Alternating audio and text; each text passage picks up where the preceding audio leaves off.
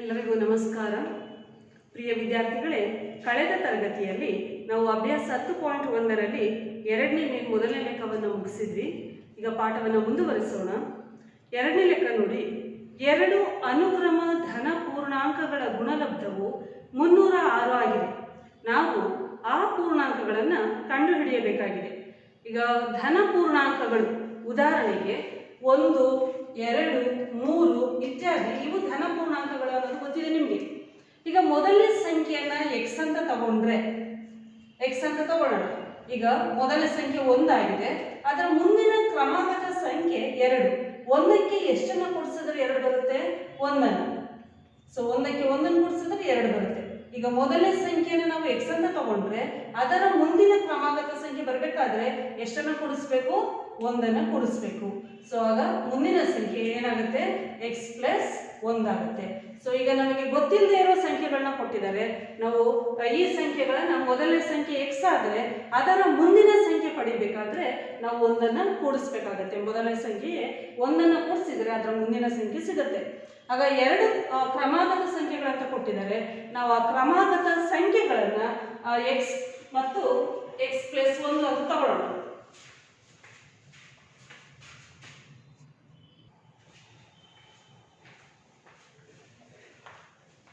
So 1, 2, 3, 4 ಈಗಾಗಲೇ explain ಮಾಡಿದ್ದೀನಿ ನಾನು. ಸೊ ಮೊದಲನೇ ಸಂಖ್ಯೆ ಎಕ್ಸ್ ಆಗಿದ್ರೆ ಅದರ ಮುಂದಿನ ಕ್ರಮಾಗತ ಸಂಖ್ಯೆ ಪಡಿಬೇಕಾದ್ರೆ ಅದಕ್ಕೆ ಎಕ್ಸ್ 1 ಕೂಡಿಸ್ಬೇಕಾಗತ್ತೆ. ಸೊ ಹಾಗಾಗಿ ಮೊದಲನೇ ಸಂಖ್ಯೆ ಎಕ್ಸ್ ಆದರೆ ಅದರ ಮುಂದಿನ ಕ್ರಮಾಗತ ಸಂಖ್ಯೆ ಎಕ್ಸ್ ಪ್ಲಸ್ 1 ಆಗುತ್ತೆ.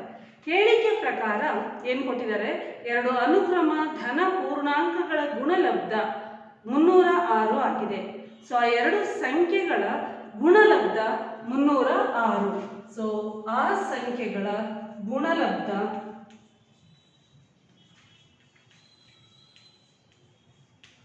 306.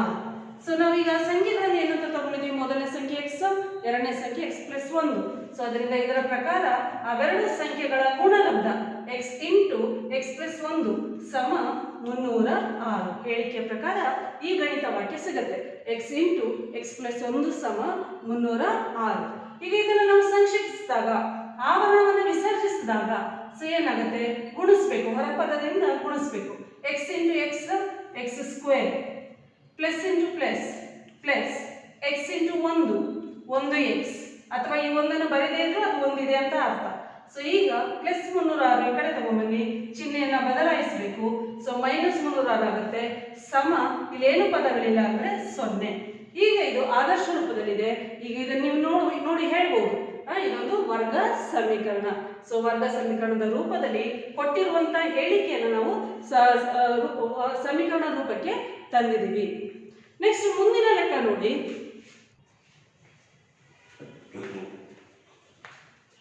ಸೊ ಮುಂದಿನ ಲೆಕ್ಕ ನೋಡಿ. ರೋಹನನ ತಾಯಿಯು ಅವನಿಗಿಂತ 26 ವರ್ಷ ದೊಡ್ಡವಳಾಗಿದ್ದಾಳೆ. 3 ವರ್ಷಗಳ ನಂತರ ಅವರ ವಯಸ್ಸುಗಳ ಗುಣಲಬ್ಧ 360 ಆಗುತ್ತದೆ.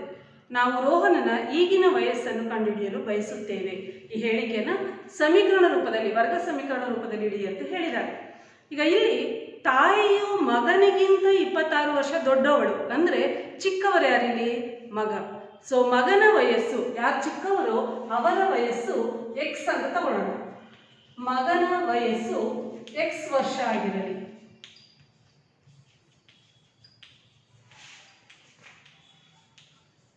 ಮಗನ ವಯಸ್ಸು ಎಕ್ಸ್ ವರ್ಷ ಆಗಿರಲಿ. ಆಗ ಕೊಟ್ಟಿರುವ ಹೇಳಿಕೆ ಪ್ರಕಾರ ತಾಯಿಯು ಅವನಿಗಿಂತ 26 ವರ್ಷ ದೊಡ್ಡವಳು ಅಂದ್ರೆ ಮಗನಿಗಿಂತ, ತಾಯಿಯ ವಯಸ್ಸು ಮಗನಿಗಿಂತ 26 ವರ್ಷ ದೊಡ್ಡವಳು, ಜಾಸ್ತಿ. ಅಂದ್ರೆ ಮಗನ ವಯಸ್ಸು ಎಕ್ಸ್ ಅಂತ ತಗೊಂಡಿದ್ವಿ. ಆಗ ಇಲ್ಲಿ ಅವನ ವಯಸ್ಸಿಗಿಂತ 26 ಜಾಸ್ತಿ ಅಂದ್ರೆ 26 ವರ್ಷವನ್ನ ಕೂಡಿಸ್ಬೇಕಾಗತ್ತೆ ಮಗನ ವಯಸ್ಸಿಗೆ. ಸೊ ಇದು ತಾಯಿಯ ವಯಸ್ಸಾಗತ್ತೆ ಎಕ್ಸ್ ಪ್ಲಸ್ 26. ಈಗ 3 ವರ್ಷಗಳ ನಂತರ ಅಂತ ಕೊಟ್ಟಿದ್ದಾರೆ. ಸೊ 3 ವರ್ಷಗಳ ನಂತರ ಅಂದ್ರೆ ಇಬ್ಬರ ವಯಸ್ಸು ಸಹ ಏನಾಗುತ್ತೆ? ಬದಲಾಗುತ್ತೆ, ಇಬ್ಬರ ವಯಸ್ಸು ಬದಲಾಗುತ್ತೆ. ಈಗ ಮಗನ ವಯಸ್ಸು 5 ವರ್ಷ ಅಂದರೆ 3 ವರ್ಷಗಳ ನಂತರ ಏನಾಗುತ್ತೆ, ಅವನ ವಯಸ್ಸು 5 + 3 ಅಂದರೆ 8 ವರ್ಷ ಆಗುತ್ತೆ. ತಾಯಿಯ ವಯಸ್ಸು ಈಗ 20 ಅಂದರೆ 3 ವರ್ಷಗಳ ನಂತರ ಅಂದರೆ 20 + 3 23 ವರ್ಷ ಆಗುತ್ತೆ. ಹಾಗೆಯೇ ಸೊ ಈಗಿನ ವಯಸ್ಸು ಮಗನ ವಯಸ್ಸು ಎಕ್ಸ್ ಅಂತ ತಗೊಂಡಿದ್ದೀವಿ. 3 ವರ್ಷಗಳ ನಂತರ ಅವನ ವಯಸ್ಸು ಏನಾಗುತ್ತೆ, ಈಗಿನ ವಯಸ್ಸಿಗೆ 3 ವರ್ಷವನ್ನ ಕೂಡಿಸ್ಬೇಕಾಗತ್ತೆ, ಎಕ್ಸ್ + 3 ಆಗುತ್ತೆ. ಸೊ ಮಗನ ವಯಸ್ಸು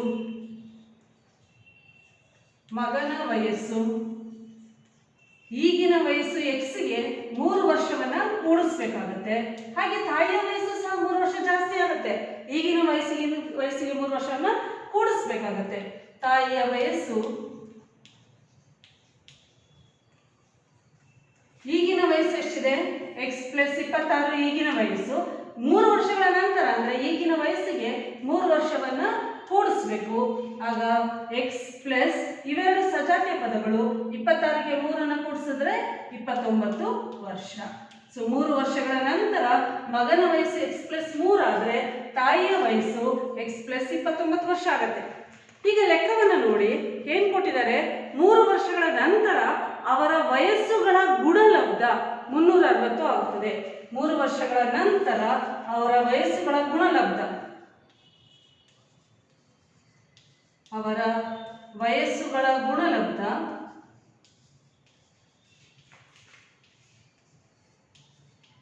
360.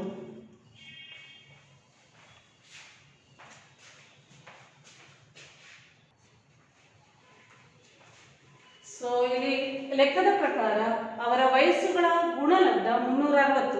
ಸೊ 3 ವರ್ಷಗಳ ನಂತರ ಮಗನ ವಯಸ್ಸು ಎಕ್ಸ್ + 3, ತಾಯಿಯ ವಯಸ್ಸು ಎಕ್ಸ್ + 29, ಅದವೆರಡರ ವಯಸ್ಸುಗಳ ಗುಣಲಬ್ಧ 360. ಈಗ ಇದನ್ನು ಸಂಕ್ಷೇಪಿಸೋಣ. X into x, x square, plus plus into plus plus, x into 29, 29 x. ನಂತರ ಎರಡನೇ ಪದದಿಂದ ಗುಣಿಸಿ, plus into plus plus 3 into x 3x, plus into plus plus. So 3 into 29 ಗುಣಿಸಿ ಇವೆರಡನ್ನ 3 9 27, 2 ಬಾಕಿ 3 2 6 ಪ್ಲಸ್ 2 8. ಈಗ ಪ್ಲಸ್ 360 ಈ ಕಡೆ ತಗೊಂಡ್ಬನ್ನಿ, ಮೈನಸ್ 360 ಸಮ 0. ಈಗ ಸಜಾತಿಯ ಪದಗಳನ್ನು ಸಂಕ್ಷೇಪಿಸಿ. ಎಕ್ಸ್ ಸ್ಕ್ವೇರ್ ಪದ ಇದೊಂದೇ ಇರೋದು, ಅದನ್ನು ಹಾಗೆ ಬರ್ಕೊಳ್ಳಿ. ಸೊ ಇವೆರಡು ಸಜಾತಿಯ ಪದಗಳು. ಪ್ಲಸ್ 29x + 3x ಎಷ್ಟಾಯ್ತು, 32x. ಇಲ್ಲಿ ಇವೆರಡು ಸಂಖ್ಯೆಗಳು. ಸೊ ಇಲ್ಲಿ ದೊಡ್ಡ ಸಂಖ್ಯೆ ಚಿಹ್ನೆ ಏನು, ಮೈನಸ್. 360ರಿಂದ 87 ಕಳಿಬೇಕು. ಸೊ 360ರಿಂದ 87 ಕಳೆದ್ರೆ 10ರಿಂದ 7 ಕಳೆದ್ರೆ 3, ಇಲ್ಲಿ 35 ಇದೆ. ಸೊ 15ರಿಂದ 8 ಕಳೆದ್ರೆ ಎಷ್ಟು, 7, ಇಲ್ಲಿ 2 ಇದೆ. ಸೊ 273 ಸಮ 0. ಇದು ಸಮೀಕರಣ ರೂಪ.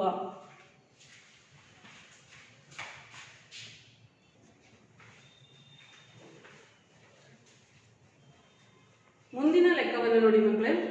ಒಂದು ರೈಲು ಏಕರೂಪದ ಜವದಲ್ಲಿ ಚಲಿಸಿ 480 ಕಿಲೋಮೀಟರ್ ದೂರವನ್ನು ಕ್ರಮಿಸುತ್ತದೆ. ಅದರ ಜವವು 8 ಕಿಲೋಮೀಟರ್ ಪರ್ ಹವರ್ ಕಡಿಮೆಯಾಗಿದ್ದರೆ ಅಷ್ಟೇ ದೂರವನ್ನು ಕ್ರಮಿಸಲು ರೈಲು 3 ಗಂಟೆ ಹೆಚ್ಚಾಗಿ ತೆಗೆದುಕೊಳ್ಳುತ್ತಿತ್ತು. ನಾವು ರೈಲಿನ ಜವವನ್ನು ಕಂಡುಹಿಡಿಯಲು ಬಯಸುತ್ತೇವೆ.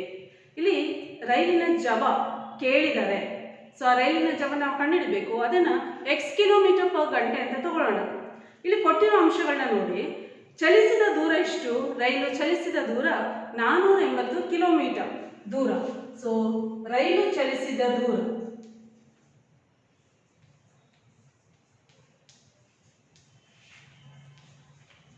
480 ಕಿಲೋಮೀಟರ್. ಅದರ ಜವ ಕೇಳಿದರೆ, ಸೊ ನಾವು ಜವವನ್ನು, ರೈಲಿನ ಜವವನ್ನು ಕೊಟ್ಟಿಲ್ಲ, ನಾವು ಎಕ್ಸ್ ಕಿಲೋಮೀಟರ್ ಪರ್ ಗಂಟೆ ಅಂತ ತಗೊಳ್ಳೋಣ ರೈಲಿನ ಜವ. ಸೊ ಈಗ ನಿಮಗೆ ಈಗಾಗಲೇ ಸೂತ್ರದಲ್ಲಿ ಭೌತಶಾಸ್ತ್ರದಲ್ಲಿ ಗೊತ್ತಿದೆ, ನಿಮಗೆ ಸೂತ್ರ ಕಂಡುಹಿಡಿದಿದ್ದೀರಾ. ಸೊ ಇಲ್ಲಿ ಜವಕ್ಕೆ ಸೂತ್ರ ಗೊತ್ತಿದೆ ನಿಮಗೆ. ಚಲಿಸಿದ ದೂರ ಭಾಗಿಸು ತೆಗೆದುಕೊಂಡ ಕಾಲ. ಈ ಸೂತ್ರ ನೀವು ಈಗಾಗಲೇ ಭೌತಶಾಸ್ತ್ರದಲ್ಲಿ ಕಲ್ತಿದ್ದೀರಾ.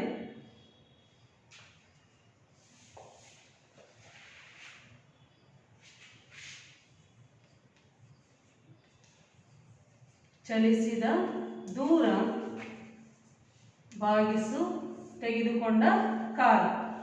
ಹಾಗಾದ್ರೆ ಕಾಲ ಕಂಡುಹಿಡಲಿಕ್ಕೆ ಸೂತ್ರ ಏನು? ಇವೆರಡನ್ನ ಅದಲು ಬದಲು ಮಾಡಿ ಕಾಲ ಈ ಕಡೆ ಬರುತ್ತೆ, ಆಗ ಜವ ಬಲ ಬದಿಗೆ ಹೋಗುತ್ತೆ. ಚಲಿಸಿದ ದೂರ ಭಾಗಿಸು ಜವ. ಹಾಗಾದ್ರೆ ರೈಲಿನ ಜವ x ಕಿಲೋಮೀಟರ್ ಪರ್ ಗಂಟೆ ಆದಾಗ, ಚಲಿಸಿದ ದೂರ 480 ಕಿಲೋಮೀಟರ್ ಆದಾಗ ನಾವು ಕಾಲವನ್ನು, ಅದು ತೆಗೆದುಕೊಂಡ ಕಾಲ ಕಂಡುಹಿಡಿಬಹುದು. ಯಾವಾಗ ಅದರ ಜವ x ಆಗಿರುತ್ತೋ ಆಗ ಅದು ತೆಗೆದುಕೊಂಡ ಕಾಲ, ರೈಲು ತೆಗೆದುಕೊಂಡ ಕಾಲ ಈ ಸೂತ್ರದ ಪ್ರಕಾರ ಏನಾಗುತ್ತೆ? ಚಲಿಸಿದ ದೂರ ಎಷ್ಟು? 480 ಭಾಗಿಸು ಜವ, ಜವ ಎಷ್ಟು? x. ಸೊ ಇಷ್ಟು ಗಂಟೆಗಳು ತೆಗೆದುಕೊಂಡ ಕಾಲ ಆಗುತ್ತೆ. ಯಾವಾಗ ಜವ x ಇದ್ದಾಗ, ಚಲಿಸಿದ ದೂರ 480 ಕಿಲೋಮೀಟರ್ ಇದ್ದಾಗ ಅದು ತೆಗೆದುಕೊಂಡ ಕಾಲ 480 ಭಾಗಿಸು x ಆಗುತ್ತೆ.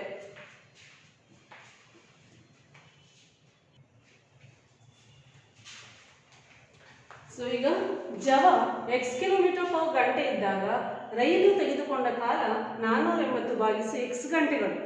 ಈಗ ಲೆಕ್ಕದಲ್ಲಿ ಏನು ಕೊಟ್ಟಿದ್ದಾರೆ?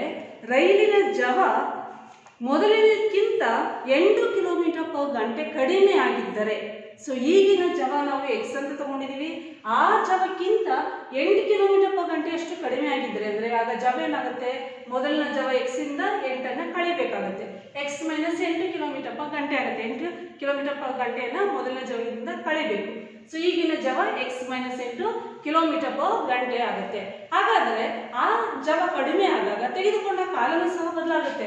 ಸೊ ಕಾಲವನ್ನು ಈ ಸೂತ್ರದ ಪ್ರಕಾರ ತಗೊಂಡಾಗ, ಸೊ ಜವ ಕಡಿಮೆ ಆದಾಗ ತೆಗೆದುಕೊಂಡ ಕಾಲ, ಚಲಿಸಿದ ದೂರ ಎಷ್ಟು? 480. ಈಗಿನ ಜವ ಎಷ್ಟು? x ಮೈನಸ್ 8 ಕಿಲೋಮೀಟರ್ ಪರ್ ಗಂಟೆ.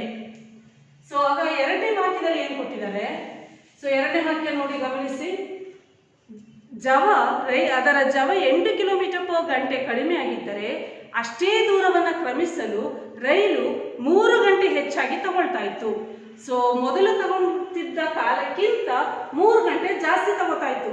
ಈಗ ಯಾವಾಗ ಜವ ಕಡಿಮೆ ಆಗುತ್ತೋ, ಸ್ಪೀಡ್ ಕಡಿಮೆ ಆಗುತ್ತೋ, ಆಗ ಮೊದಲೇನು ತಗೊಳ್ತಾ ಇತ್ತು ಕಾಲ, ಆ ಕಾಲಕ್ಕಿಂತ 3 ಗಂಟೆ ಜಾಸ್ತಿ ತಗೊಳ್ತಾ ಇತ್ತು. ಆಗ ಈಗ ತೆಗೆದುಕೊಂಡ ಕಾಲ ಅಂದರೆ ಜವ ಕಡಿಮೆ ಆದಮೇಲೆ ತೆಗೆದುಕೊಂಡ ಕಾಲ ಸಮ ಮೊದಲು ತೆಗೆದುಕೊಂಡ ಕಾಲಕ್ಕಿಂತ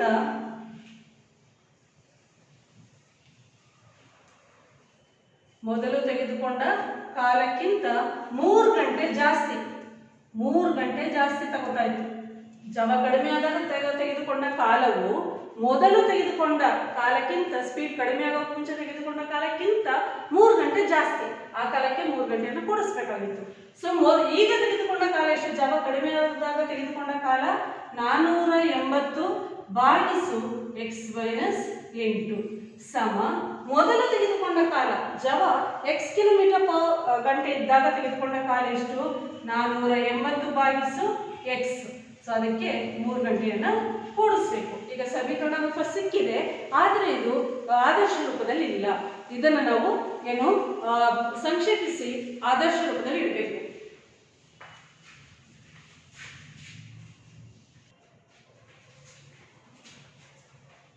ಸೊ ಈಗ ಈ ಸಮೀಕರಣವನ್ನು ಸಂಕ್ಷೇಪಿಸಬೇಕು ನಾವು. ಸೊ ಈ ಎಡಬದಿಯಲ್ಲಿರೋದನ್ನು ಹಾಗೆ ಬರ್ಕೊಳ್ಳಿ. 480 ಭಾಗಿಸು x ಮೈನಸ್ 8 ಪ್ಲಸ್ 480 ಭಾಗಿಸು x ಈ ಕಡೆ ತಗೊಂಡ್ಬಂದಾಗ ಮೈನಸ್ 480 ಭಾಗಿಸು x ಸಮ 3. ಈಗ ಇಲ್ಲಿ ಎರಡು ಭಿನ್ನರಾಶಿಗಳಿವೆ. ನಿಮಗೆ ಗೊತ್ತಿದೆ, ಭಿನ್ನರಾಶಿಗಳ ನಡುವೆ ಪ್ಲಸ್ ಅಥವಾ ಮೈನಸ್ ಇದ್ದರೆ ಏನು ಮಾಡಬೇಕು? ಲಾಸ ತೆಗಿಬೇಕು. ಛೇದಗಳಿಗೆ ಲಾಸ, ಛೇದಗಳಿಗೆ x ಇಂಟು x ಮೈನಸ್ 8. ಎರಡು ಭಿನ್ನ ಪದಗಳಿವೆ, ಆ ಪದಗಳ ಗುಣಲಬ್ಧವೇ ಲಾಸ. ಸೊ ಈಗ ಓರೆ ಗುಣಕಾರ, ಈಗ ಪ್ರತಿ ಭಿನ್ನರಾಶಿಯ ಛೇದದಿಂದ ಲಾಸವನ್ನು ಭಾಗಿಸಿದಾಗ x ಮೈನಸ್ 8 ಕ್ಯಾನ್ಸಲ್ ಆಗುತ್ತೆ, x ಉಳಿಯುತ್ತೆ. ಅದನ್ನು ಅಂಶ ಗುಣಿಸಬೇಕು. ಸೊ 480 ಇಂಟು x ಮೈನಸ್, ಅದೇ ಥರ ಎರಡನೇ ಭಿನ್ನರಾಶಿಯ ಛೇದದಿಂದ ಈ ಲಾಸವನ್ನು ಭಾಗಿಸಿದಾಗ x ಕ್ಯಾನ್ಸಲ್ ಆಗುತ್ತೆ, ಏನು ಉಳಿತು? x minus 8. ಅದನ್ನು ಅಂಶ ಗುಣಿಸಬೇಕು. 480 ಇಂಟು x ಮೈನಸ್ 8. ಸೊ ಅದರ ಬದಲಿಗೆ ಸುಲಭವಾಗಿ ನಿಮ್ಗೆ ಅರ್ಥ ಆಗೋ ರೀತಿ ಅಂದರೆ, ಎರಡು ಬೇರೆ ಬೇರೆ ಪದಗಳಿದ್ದಾಗ ಆ ಪದಗಳ ಗುಣಲಬ್ಧವೇ ಲಾಸ, ಲಾಸ್ಟ್ ಆಗಿ ಕೆಳಗೆ ಬರ್ಕೊಳ್ಳಿ. ಅಂಶ ಬರೆಯುವಾಗ ಓರೆ ಗುಣಾಕಾರ ಮಾಡಿ. 480 into X 480 X minus 480 into X minus 8 ಸಮ ಬಲಬದಿ ಏನಿದೆ 3 ಇದೆ. ಈಗ ಇದನ್ನ ಹಾಗೆ ಬರ್ಕೊಳ್ಳಿ. 480 ಎಕ್ಸ್ ಬ್ರಾಕೆಟ್ ಓಪನ್ ಮಾಡಿ 480 into X 480 X minus into minus plus. ಈಗ ಎರಡನ್ನು ಗುಣಿಸಿ. ಸೊ ಇವೆರಡನ್ನು ಗುಣಿಸಿದಾಗ 8 ಇಂಟು 0 0 8 8ಲಿ 64 6 ಬಾಕಿ 8 4 32 6 38 ಭಾಗಿಸು X into x x square plus into minus minus X into 8 X ಸಮ 3. ಈಗ ಇಲ್ಲಿ ನೋಡಿ ಅಂಶದಲ್ಲಿ plus 480 X minus 480 X cancel ಆಗುತ್ತೆ. ಸೊ ಏನು ಉಳಿತು 3840. ಸೊ ಅಂಶದಲ್ಲಿ 3840 ಭಾಗಿಸಿ ಇಡಬೇಕಾಗಿಲ್ಲ. ಇದನ್ನ ಈ ಕಡೆ ತಗೊಳ್ಳಿ. ಇಲ್ಲಿ ಮೊದಲು ಬಲಬದಿಯಲ್ಲಿ ಏನಿದೆ ಅದನ್ನು ಬರ್ಕೊಳ್ಳಿ. ಸೊ ಈ ಕಡೆಯಿಂದ ತಗೊಂಡೋಗಿ ಇದನ್ನ ಬ್ರಾಕೆಟ್ ಅಲ್ಲಿ ಬರೀರಿ. X square minus 8x. So ಈಗ 3 ಮಾಡಿ. So X square minus 8x ಹಾಗೆ ಇಟ್ಕೊಳ್ಳಿ ಸಮ 3840. ಇಲ್ಲಿ ಇಂಟು 3 ಈ ಕಡೆ ಬಂದಾಗ ಏನಾಗುತ್ತೆ ಭಾಗಿಸು 3 ಆಗುತ್ತೆ. ಸಂಕ್ಷೇಪಿಸಬೇಕಾದ್ರೆ ಇಲ್ಲೇ ಸಂಕ್ಷೇಪಿಸಿ ಇಡ್ಬೋದು. ಸೊ ಇಲ್ಲಿ ಇದನ್ನ ಕ್ಯಾನ್ಸಲ್ ಮಾಡ್ಲಿಕ್ಕಾಗತ್ತಾ ನೋಡಿ. 3 1 3 3 3 2 6 8 6 ಹೋದ್ರೆ 2 ಉಳಿತು. 3 ಎಷ್ಟು 24 3 8 24 ಇಲ್ಲಿ 0 ಉಳಿತು. ಆಗ ಇಲ್ಲಿ ಎಡಬದಿ ಏನು ಉಳಿತು 1280 ಸಮ ಎಕ್ಸ್ ಸ್ಕ್ವೇರ್ ಮೈನಸ್ 8x. ಈಗ ಆದರ್ಶ ರೂಪದಲ್ಲಿ ಹೇಳೋದಾದ್ರೆ ಈ ಬದಿಯನ್ನು ಹಾಗೆ ಬರ್ಕೊಳ್ಳಿ. X square minus 8x. ಈ ಸಂಖ್ಯೆನ ಈ ಕಡೆ ತಗೊಂಡ್ಬಂದ್ರೆ ಪ್ಲಸ್ ಇರೋದು ಈ ಕಡೆ ಬಂದಾಗ ಏನಾಗುತ್ತೆ ಮೈನಸ್ 1280. ಸೊ ಸಮ ಈ ಬದಿಯಲ್ಲಿ ಏನಿಲ್ಲ ಇದನ್ನ ಆ ಕಡೆ ತಗೊಂಡಿದ್ದೀವಿ ಹಾಗೆ ಇಲ್ಲಿ ಏನಿಲ್ಲ ಅಂದ್ರೆ 0. ಸೊ ಇದು ಸಮೀಕರಣ ರೂಪ. ಅರ್ಥ ಆಯ್ತಲ್ಲ ಮಕ್ಕಳೇ. ಸೊ ಈ ರೀತಿ ಹೇಳಿಕೆಯನ್ನು ನಾವು ಸಮೀಕರಣ ರೂಪದಲ್ಲಿ ಇಡಬಹುದು. ಹಾಗೆ ಈ ಸಮೀಕರಣಗಳನ್ನು ಬಿಡಿಸಬಹುದು. ಸೊ ಆ ಬಿಡಿಸುವ ವಿಧಾನಗಳು ಬೇರೆ ಬೇರೆ ಇವೆ. ಮುಂದಿನ ಹಂತಗಳಲ್ಲಿ ಹೇಗೆ ಬಿಡಿಸೋದು ನೋಡೋಣ.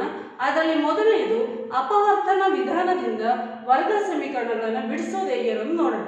ಅಪವರ್ತನ ವಿಧಾನದಿಂದ ಈಗಾಗಲೇ ನೀವು 8ನೇ ತರಗತಿಯಲ್ಲಿ ಬೀಜೋಕ್ತಿಗಳನ್ನು ವರ್ಗ ಬೀಜೋಕ್ತಿಗಳನ್ನು ವರ್ಗ ಪದೋಕ್ತಿಗಳನ್ನು ಹೇಗೆ ಅಪವರ್ತಿಸೋದು ಅನ್ನೋದನ್ನು ಕಲ್ತಿದ್ದೀರಾ, ವಿಧಾನ ಕಲ್ತಿದ್ದೀರಾ. ಅದನ್ನು ಸ್ಮರಿಸ್ತಾ ಸೊ ಈ ಲೆಕ್ಕಗಳನ್ನು ಬಿಡಿಸೋಣ. ಮಕ್ಕಳೇ, ಸರಳ ಸಮೀಕರಣವನ್ನು ಬಿಡಿಸುವ ವಿಧಾನವನ್ನು ಈಗಾಗಲೇ 8ನೇ ತರಗತಿಯಲ್ಲಿ ಕಲ್ತಿದ್ದೀರಾ.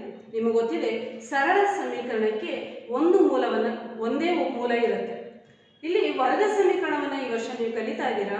ವರ್ಗ ಸಮೀಕರಣಗಳು 2 ಮೂಲಗಳನ್ನು ಹೊಂದಿರುತ್ತೆ. ಗರಿಷ್ಠ 2 ಮೂಲಗಳನ್ನು ಹೊಂದಿರುತ್ತೆ. ಈಗ ಆ ಮೂಲಗಳನ್ನು ಕಂಡುಹಿಡಿಯೋದು ಹೇಗೆ? ಸೊ ಮೊದಲನೇ ವಿಧಾನ ಅಪವರ್ತನ ವಿಧಾನ. ನೀವು 8ನೇ ತರಗತಿಯಲ್ಲಿ ವರ್ಗ ಬೀಜೋಕ್ತಿಯನ್ನು ಅಪವರ್ತಿಸೋದನ್ನು ಕಲ್ತಿದ್ದೀರಾ.